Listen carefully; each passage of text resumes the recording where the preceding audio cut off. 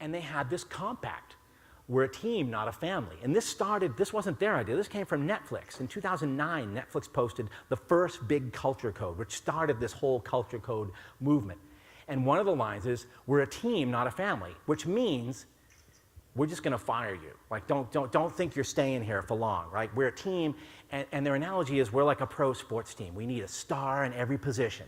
Like, first of all, I mean, you know, you're Netflix, right? I mean, you send DVDs through the mail. It's not exactly rocket science, right? You're not curing cancer. But secondly, I mean, pro sports teams don't have superstars in every position, and they do feel like families. But anyway, it's a very flawed thing. But this, I came to realize, has become the new normal among startups, right? Where this was, this is the Netflix deck, actually, but we had it in our deck, too. We're a team, not a family. We hire, develop, and cut smartly so we have stars in every position.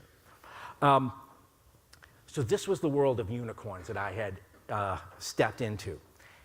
And eventually, I graduated, you know, after a little less than 2 years. I stayed long enough to vest a few shares, right? But basically, I got the message. And it's very unpleasant how it happened, and it got really ugly.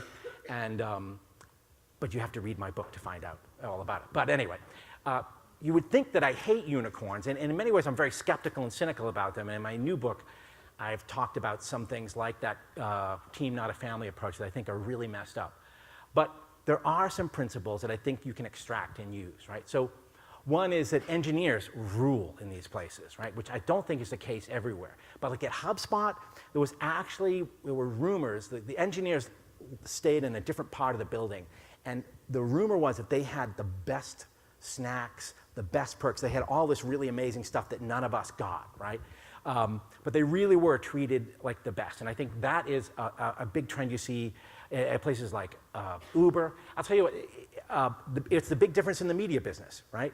The reason, the moment I really knew Newsweek was going to go under was when I was at Newsweek. They sent me to write a story about Arianna Huffington in the Huffington Post.